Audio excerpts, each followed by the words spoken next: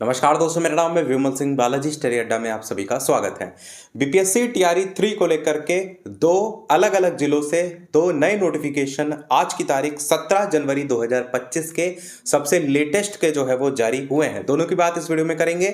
उससे पहले हम बता दें कि कई जिलों से नोटिफिकेशन जो जारी हुए हैं उन सभी की पीडीएफ टेलीग्राम चैनल पर हमने भेज दी है, वहां से आप डाउनलोड कर लीजिएगा। उसमें दिशा निर्देश वगैरह जो भी हैं उनको पढ़ लीजिएगा। कुछ जिले ऐसे भी हैं जहां पर पहले नोटिफिकेशन जारी हुए थे, लेटेस्ट में जारी नहीं हुए थे, तो वो भी भेज दिए। मतलब वहां पर किसी किसी में डेट आपको अपडेट देखने को नहीं मिलेगी, परंतु डेट तो आप सभी को पता ही है। जो उसमें इंस्ट्रक्शन है एक बार उसको पढ़ सकते हैं।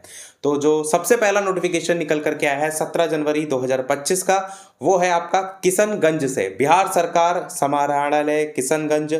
और इसके अंतर्गत बात करते हैं तो विभागीय पत्रांक संख्या का जिक्र किया गया है। शिक्षा विभाग बिहार पटना के ज्ञापांक संख्या के आलोक में बिहार लोक सेवा आयोग द्वारा अनुशंसित विद्यालय अध्यापक टीआरई 3 के अभ्यर्थियों का जो काउंसलिंग है उसका संशोधित कार्यक्रम 21 जनवरी 2025 से 30 जनवरी 2025 की अवधि में निर्धारित है।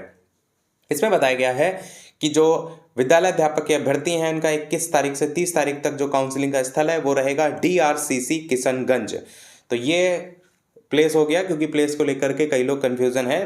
हालांकि हम 38 जिलों के सभी की बात ऑलरेडी कर चुके हैं, परंतु जो जिलों से नोटिफिकेशन जारी होते हैं उससे आपको एक कंफर्मेशन मिल जाती है।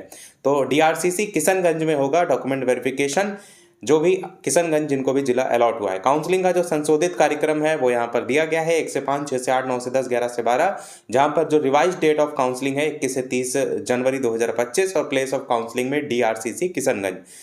इसमें यह भी बताया गया है कि किस अभ्यर्थी को किस स्लॉट या तिथि और समय पर काउंसलिंग हेतु उपस्थित होना है, इसका निर्धारण मुख्यालय स्तर से किया जाएगा। यह विभागीय वेबसाइट पर भी होगा। साथ ही इसकी सूचना संबंधित अभ्यर्थी को एसएमएस के माध्यम से दी जाएगी, जो कि आपको ऑलरेडी मिल चुकी होगी अब तक।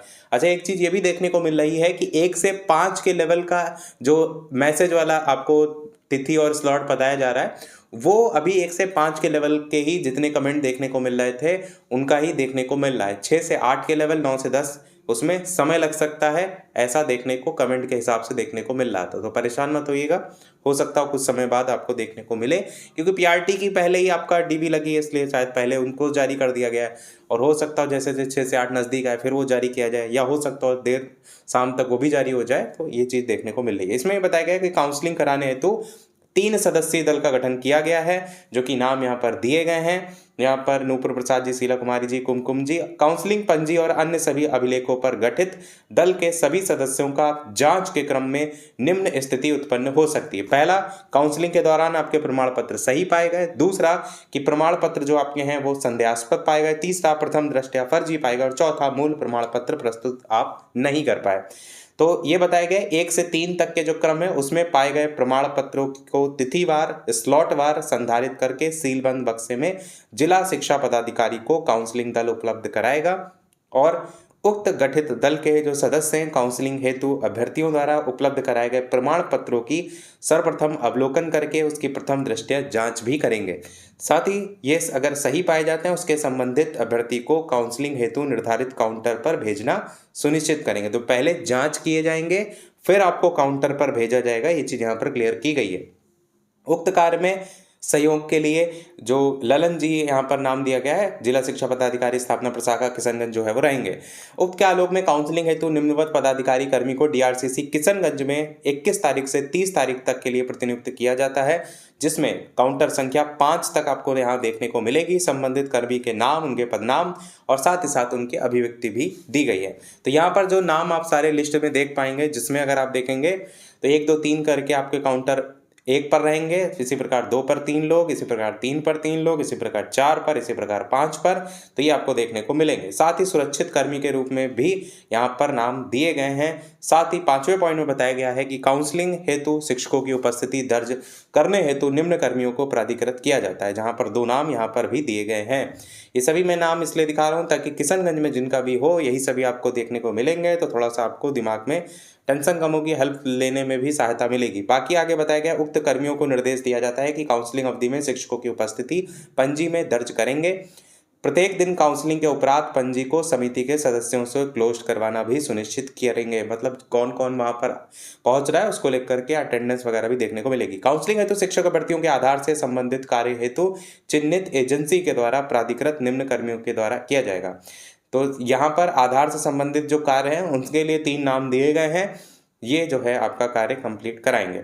छठे पॉइंट में बताया गया है कि श्रीमती नूपुर प्रसाद जिला कार्यक्रम पदाधिकारी पीएम पोषण को नोडल पदाधिकारी नामित किया गया है। 21 तारीख से काउंसलिंग के कार्य समाप्ति तक ये 8:30 बजे तक काउंसलिंग स्थल में उपस्थित होकर नोडल पदाधिकारी के निर्देशन में अपने दायित्वों का निर्वहन करेंगे।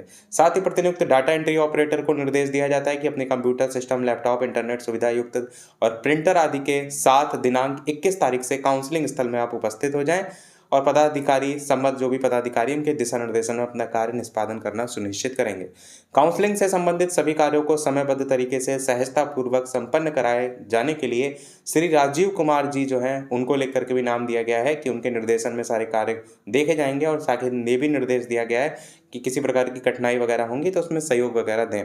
साथ ही काउंटर का निर्माण, अभ्यर्थियों के बैठने व्यवस्था को लेकर के बताया गया है। सभी प्रकार की 90 पॉइंट में सभी प्रकार की सूचनाओं का संकलन प्रतिदिन जो है किया जाएगा, उसको लेकर के बताया गया है। साथ ही 10वें पॉइंट में जो दंडाधिकारी वगैरह हैं उनकी नियुक्ति को लेकर बताया गया और 11वें पॉइंट में काउंसलिंग में शामिल होने वाले अभ्यर्थियों के उपस्थिति और मौसमी जो व्याधियां उनके पृष्ठभूमि में असैनिक शल्य चिकित्सक वगैरह को लेकर के भी यहाँ पर बताया गया।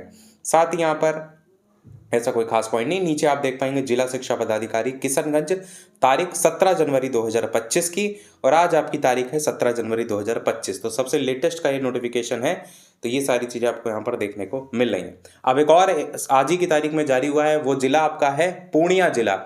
तो ये नोटिफिकेशन जारी हुआ है निदेशक प्राथमिक शिक्षा विभाग बिहार पटना के पत्रांक संख्या के आलोक में 28/12/2024 द्वारा बिहार लोक सेवा आयोग द्वारा अनुशंसित उच्च माध्यमिक विद्यालय के विद्यालयाध्यापक टीआरई 3 के वर्ग 1 से वर्ग 12 तक के विद्यालयाध्यापक के अभ्यर्थियों के काउंसलिंग वेरिफिकेशन के लिए 9 तारीख से 16 तारीख तक जिला निबंधन और परामर्श केंद्र डीआरसीसी भवन नियर पॉलिटेक्निक चौक पूर्णिया में निर्धारित किया गया था।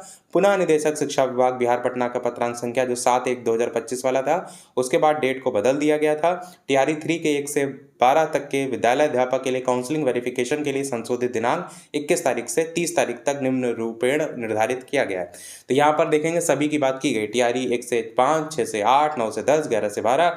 पूर्व निर्धारित काउंसलिंग जो है 9 तारीख से 16 था, अब संशोधित काउंसलिंग कार्यक्रम 21 से 30 है और काउंसलिंग स्थल जो पूर्णिया का रहेगा वो आपका रहेगा जिला निबंधन और परामर्श केंद्र डीआरसीसी भवन नियर पॉलिटेक्निक चौक पूर्णिया। तो ये आपके जो जिलों से जारी हो रहे हैं, जो मैंने आपको कई पहले दिखाए भी हैं, ये आपके कन्फर्मेशन है। तो जो 2 जिलों की बात की उसमें दूसरा जिला ये है, यहीं पर ही आपको जाना है डॉक्यूमेंट वेरिफिकेशन के लिए। इसमें नीचे देखेंगे उपरोक्त के संबंध में विशेष जानकारी के लिए विभागीय वेबसाइट वगैरह देख सकते हैं और सारी चीज़ें शर्तें वही रहेंगी।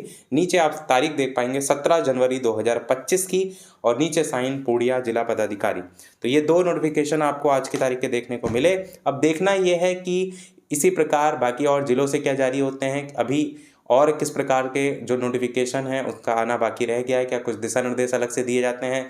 एक जैसे पिछली बार टीआरई 1-2 में जिला लेकर लिस्ट जारी हुई थी, क्या इस बार भी जारी होती है, तो हम आप तक पहुंचाएंगे। अभी तक के अपडेट में इतना ही। कोई प्रश्न कमेंट में पूछ लीजिएगा, वीडियो लाइक से सब्सक्राइब कीजिएगा। मिलते हैं अगले अपडेट में, तब तक के लिए सभी को नमस्कार, जय हिंद।